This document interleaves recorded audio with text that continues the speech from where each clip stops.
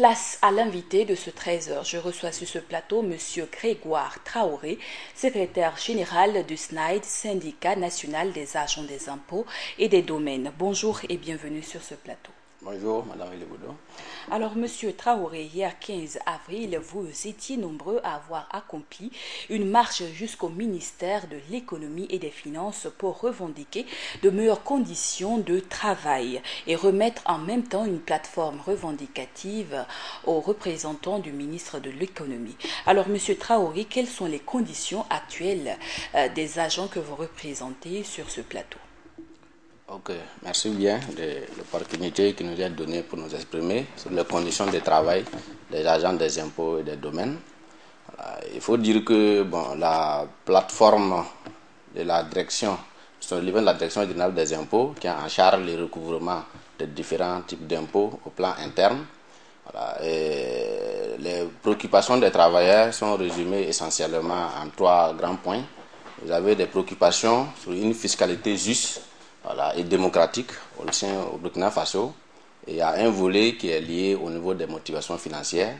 Et il y a également le dernier volet qui est lié aux conditions de travail des agents des impôts. Donc actuellement, c'est une sous-section des brigades de vérification qui est sortie pour dire non aux conditions des conditions de travail spécifiques en ce qui concerne les questions des locaux, les questions de carburant, les questions des moyens de moto et communication et autres. Alors, vous abordez tantôt les points de la plateforme revendicative. Alors, vous avez parlé tantôt des points de non-entente entre vous et votre ministère de tutelle. Avez-vous l'assurance déjà que ces points connaîtront une résolution effective au sein de votre département? Bon, on n'a pas d'assurance puisque actuellement, depuis le dépôt de la plateforme revendicative, il faut dire qu'il y a la plateforme générale qui est liée, qui est gérée au niveau du bureau national. Donc nous n'avons pas fait de discussion directement avec les autorités concernant ces questions, mais ils sont connaissants de tous ces problèmes puisqu'on a transmis les doléances. Concernant les questions spécifiques de lutte actuellement, ça a fait l'objet de discussions. Et depuis le début, il y a eu d'abord des échanges au niveau du directeur régional, au niveau du directeur régional des impôts, qui n'a pas eu de solution. Et c'est ce qui a fait que les travailleurs se sont dirigés vers le ministre, Madame la ministre, pour la remettre de vive voix les préoccupations. Mais il faut dire qu'à tous les niveaux, ce sont des fuites en avant. Il n'y a aucune proposition concrète à ce jour-là. Donc les travailleurs, en tout cas, restent toujours mobilisés et attendent les jours à venir des réponses concrètes à leurs préoccupations. Alors, quel est le plan que vous préconisez si toutefois il n'y a pas d'entente entre vous et votre ministère de tutelle? Il faut dire qu'il y a des questions minimales sur lesquelles les travailleurs ne sont pas prêts à marchander. Quand vous prenez les différents points, le premier point, à savoir la question des locaux. Je ne sais pas si vous êtes passé aller voir un peu le local qui habite des travailleurs. Il y a un rapport d'expertise qui a été fait et qui recommande même à l'administration de soustraire les travailleurs dans ces locaux qui menacent de s'écrouler les jours à venir. Donc, l'administration même a recommandé des examens médicaux pour les travailleurs. Ça veut dire qu'on ne peut pas reconnaître une situation extrêmement grave et puis maintenir les travailleurs dans ces conditions-là. Donc, ces questions-là, c'est des questions qui ne sont pas négociables parce qu'on ne peut pas mettre les travailleurs qui vont subir les conséquences de la mauvaise gestion. C'est un local en location, c'est ce qu'il faut dire. La question du carburant, les gens n'ont pas les moyens pour sortir, c'est une mauvaise gestion. Non seulement il y a l'insuffisance, mais il y a également une mauvaise gestion que les travailleurs dénoncent. Donc, sur ces questions-là, nous pensons que c'est un minimum au moins qu'il faut à leur disposition pour pouvoir sortir. Aujourd'hui, la mobilisation a dépassé le cadre des vérifications, puisque c'est des problèmes qui sont communs à l'ensemble des travailleurs des directions générales des impôts. Donc, au niveau du bureau national, nous nous apprêtons à prendre en charge le problème et la question va prendre maintenant des questions d'envergure nationale. Voilà, ça ne sera plus seulement ce qui concerne la question spécifique des travailleurs des brigades, mais ça va prendre en tout cas une envergure nationale. Alors, y a-t-il en prévision une grève illimitée? Non, je ne peux pas vous dire qu'il y a en prévision une grève limitée. La grève s'inscrit dans des domaines bien précis. Donc la forme qui va prendre, c'est même pas dire que ça va être une grève, il y a plusieurs formes de lutte. Vous avez vu qu'on a fait des sittings, il y a les sittings qui sont là, il y a des grèves, il y a des arrêts matériellement de travail. Donc les travailleurs en tout cas verront quelle forme ça va prendre, mais ça ne va plus se limiter uniquement au niveau local ici, mais ça sera sur tout le territoire national sur aucune réponse pour être solidaire avec les camarades qui sont actuellement en danger dans les conditions de travail. Une question des populations. Normalement, chaque mois, vous avez une dotation de pratiquement 15 000 francs et plus en dotation concernant le carburant. Aujourd'hui, vous réclamez pratiquement le double. Pensez-vous que l'État est à mesure réellement de satisfaire votre plateforme revendicative? L'État a des excès de ressources, la mauvaise gestion. Si vous avez suivi, comment on appelle, la loi rectificative, il dit qu'ils vont diminuer les dotations en carburant, les dotations en communication au niveau des institutions de l'État. Ça veut dire qu'au sommet, il y a un excès. Alors qu'à la base, on n'a pas le minimum pour pouvoir travailler. Ça veut dire qu'au lieu de trouver une solution aux préoccupations des travailleurs, il y en a qui dorment sur les moyens de l'État. Donc nous pensons que pour recouvrer l'impôt, ça a un coût.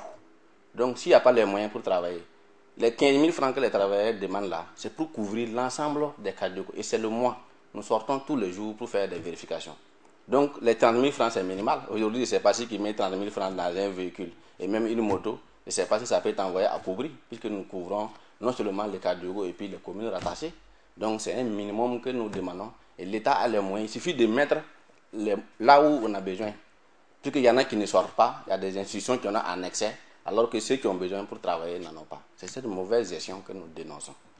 Alors, Monsieur Traoré, vous avez à votre charge le contrôle des comptabilités des entreprises, de la lutte contre la fraude, l'évasion fiscale, de l'instruction des dossiers de recours. Comment arrivez-vous à faire face à la corruption? La question de la corruption au niveau d'abord syndical, je pense que nos principes sont très clairs là-dessus. Voilà. D'abord, nous enseignons à l'ensemble des travailleurs, nos militants, beaucoup de retenues par rapport aux tentatives de corruption, parce que moi, il y a un minimum de codes de déontologie. Maintenant, il y a ce que nous appelons la fraude, qui a un aspect qui va au-delà de la corruption. Parce que si aujourd'hui, vous avez des interférences politiques dans la gestion fiscale, les gros bonnets qui doivent payer là, par exemple, ils ne payent pas, ça ne relève pas du rôle de l'agent, ça relève aujourd'hui du rôle de l'État. Et la question de la corruption, nous pensons que c'est depuis le sommet. Quand un responsable qui n'est pas droit, c'est difficile de pouvoir donner l'exemple à l'agent qui est à la base. Donc, depuis le sommet, depuis le gouvernement, il faut une gestion vertueuse. Il faut qu'il donne l'exemple jusqu'à la base. Et c'est ce que nous demandons. Voilà. Parce que l'agent qui est tenté de faire une corruption, parce que c'est quelque part qu'il n'y a pas de sanction après. Donc, il faut en tout cas cette vertu au niveau du sommet jusqu'à la base dans la lutte contre la corruption. Vous avez également un nouveau directeur général en la personne de M. Adama Badolo qui compte sur vous pour pouvoir recouvrer pratiquement 600 milliards de francs CFA. Pensez-vous que la période est réellement favorable aux revendications que vous posez? C'est la période la plus favorable et même légitime. Autant on peut demander 600 milliards, si on demande aux gens de recouvrir 600 milliards, il faut les moyens conséquemment pour pouvoir mobiliser ces moyens aux travailleurs pour pouvoir mobiliser ces recettes-là. Donc si on demande aux travailleurs de doubler les efforts et dans le même temps on diminue les moyens, il est clair que les objectifs ne seront pas atteints. Donc ce que les travailleurs revendiquent, ce sont des revendications administratives. On n'a même pas besoin de revendiquer ça, puisque c'est pour travailler, c'est pour pouvoir augmenter les performances. Donc on comprend mal aujourd'hui les tergivergences au niveau du sommet de l'État. Je pense qu'ils ont envoyé même les premiers responsables, les ministres de la fonction publique venir rencontrer une sous-section, une question locale.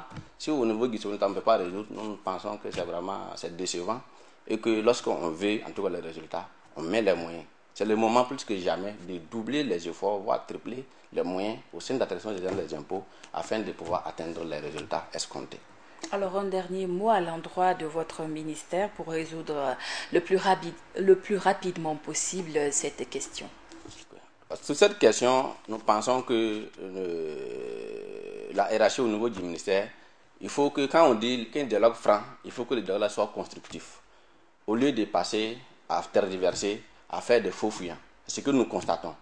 Nous demandons Et nous avons dit à Madame la ministre qu'elle est responsable elle sera responsable de la situation, de la dégradation qui va arriver au niveau des services actuellement et de toutes les conséquences qui vont en résulter, tant au niveau sanitaire ou également au niveau même des pertes de vie, parce que quand les gens ne travaillent pas, ça a des conséquences. Donc, Madame la ministre est responsable de tout ce qui va arriver en ce qui concerne la situation au sein de la Direction générale des impôts actuellement, si des solutions idoines ne sont pas proposées dans les brefs délais. Alors merci M. Traoré, merci d'être venu sur ce plateau. Je vous remercie. C'est tout pour cet entretien avec M. Grégoire Traoré, secrétaire général. Restez avec moi sur ce plateau, s'il vous plaît. C'est tout pour cet entretien avec M. Grégoire Traoré, secrétaire général du SNAID, syndicat national des agents des impôts et des domaines. Entretien qui met fin au journal de 13h sur la chaîne Burkina Info Télévision. À tous ceux qui nous ont suivis à Gorom et partout ailleurs dans les 45 provinces de Burkina, à la Oukoon et Wakati.